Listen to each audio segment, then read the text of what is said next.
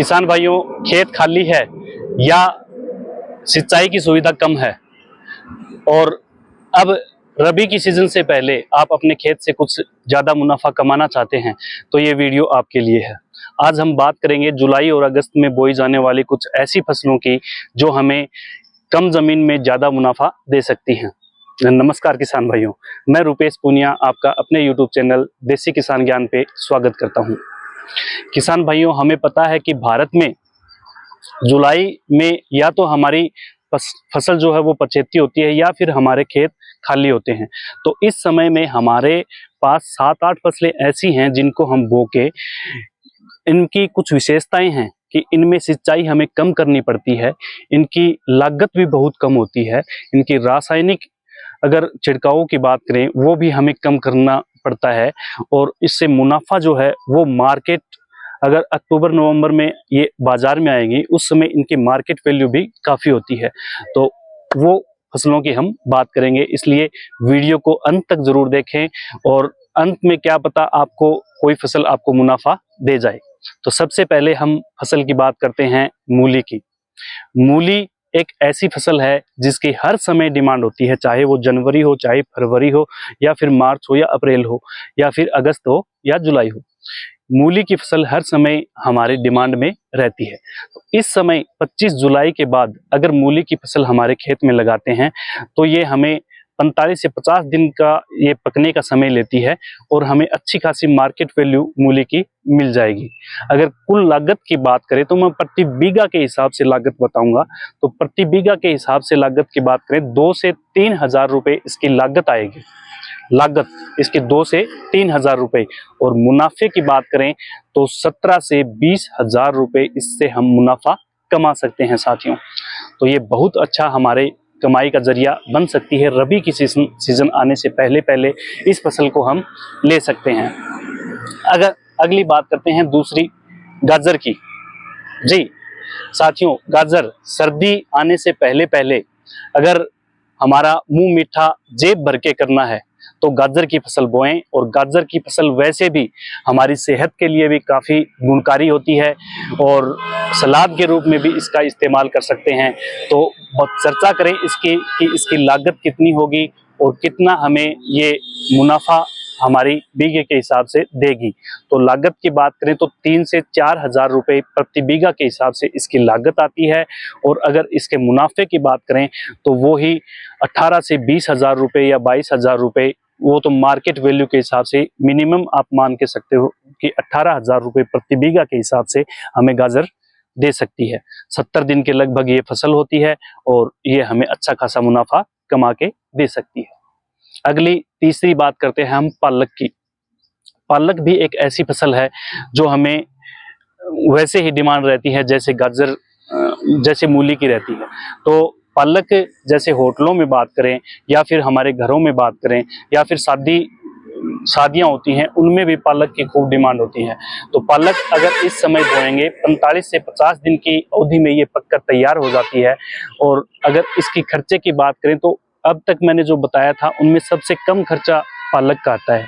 मात्र 1500 से 2000 रुपये प्रति बीघा के हिसाब से खर्चा करके 15 से 20 हजार रुपये हम इसकी प्रति बीघा के हिसाब से कमाई कर सकते हैं। और इसकी एक खास बात और है कि इससे क्या होगा कि हम एक बार अगर काट ली तो 15 दिन के बाद में दोबारा से उतनी ही तैयार ये अपनी पालक की फसल हो जाती है। और इसी प्रकार की दूसरी फसल है धनिया। अगली बात करते हैं हम धनिये की फसल की। जो धनिया है वो क्या करता है कि जिस प्रकार हम पालक को बार बार काट के इस्तेमाल कर सकते हैं उसी प्रकार धनिये को भी बार बार काट के हम इस्तेमाल कर सकते हैं। तो धनिये की फसल की बात करें, लागत की बात करें तो लागत 3 से 4 हजार रुपये प्रति बीघा के हिसाब से इसकी लागत आती है। और इसी लागत के साथ साथ इसकी आमदनी की अगर बात करें तो आमदनी हमें आमदनी लगभग 20 से 25 हजार रुपये प्रति बीघा के हिसाब से आमदनी मिल जाती है। ये तो हुई धनिये की बात। इसको बोते समय एक बात का विशेष रूप से ध्यान रखना है कि धनिये को अच्छे से मरको के अपने और भिगो के फिर बाद में बोना है धनिये की फसल को, ये विशेष रूप से ध्यान रखना है। अगली बात करते हैं तिल की फसल की। अगर तिल की फसल की बात करें तो तिल की फसल जो है वो भी हमें अच्छा खासा मुनाफा दे सकती है। कम ही लागत तिल में लगती है और जल्दी पकने वाली फसल जो है तिल है। ये अगर इसकी लागत की बात करें तो 4 से 5 हजार रुपये प्रति बीघा के हिसाब से इसकी लागत होती है, और इसकी मुनाफे की बात करें तो 25 से 30 हजार रुपये प्रति बीघा के हिसाब से हमें मुनाफा तिल की फसल से प्राप्त हो जाता है। तो ये है तिल की फसल, जो हमें ये भी अच्छी खासी हमें आमदनी इससे हो सकती है। अगली बात हम करते हैं उड़द की फसल की। उड़द की फसल जो है एक अंतर्वर्ती फसल है और बहुत ही अच्छी, हमें इस समय जो जुलाई या अगस्त के महीने की बात करें, अगर इस समय बोते हैं तो ये बहुत ही अच्छा मौसम उड़द की फसल के लिए होता है। ये उड़द की फसल बोएंगे। दूसरी बात, इसका एमएसपी भी निर्धारित है। तो उड़द की फसल भी हमारे में 70 से 75 दिन के लगभग ये पककर तैयार हो जाती है। तो इससे भी हम प्रति बीघा के हिसाब से बात करें तो 30 से 35 हजार रुपये प्रति बीघा के हिसाब से कमा सकते हैं। अगली बात करते हैं हम हरे चारे की, जिनमें बरसीम या नेपियर घास जो होती है वो हमारे खाली खेतों में बो के हमारे एक तो पशुओं के लिए, उससे दूध भी बरसीम और नेपियर घास से बढ़ता है, पशुओं के लिए हरा चारा बना सकते हैं। और अगर हम ज़्यादा दूर में बोते हैं तो आसपास के पशुपालकों को भी ये हम बिक्री के लिए दे सकते हैं। अगर हम बिक्री करेंगे तो 15 से 17 हजार रुपये प्रति बीघा के हिसाब से इसकी हमें आमदनी या मुनाफा हम कमा सकते हैं। अगली बात करते हैं हम सेम की। सेम देखो साथियों, ये एक अपना सब्जी भी होती है और एक चारे के रूप में भी इस्तेमाल होती है। और इसकी खास बात ये है कि ये 15 दिन में इसकी जो ये चलनी स्टार्ट हो जाती है और लगभग 20 से 25 दिन के बाद में ये मार्केट में हम इसको लेके जा सकते हैं। तो साथियों, ये थी जो फसल हम बो सकते हैं। 7 से 8 फसलों की हमने बात की। ये जो फसल थी इसकी अब हम बात कर लेते हैं उर्वरक इसमें कौन कौन से डालने होंगे। तो देसी खाद जो है, वो देसी खाद जैसे गोबर की खाद जो है वो डाल के, और उस प्रकार की या जैविक खाद्य डाल के, सबसे कम रासायनिक दवाओं का तो इसमें खर्चा करना ही नहीं है हमें। खाली हमें जो है देसी खाद डालनी है और देसी खाद डाल के हम अच्छी खासी इनकम इनसे प्राप्त कर सकते हैं।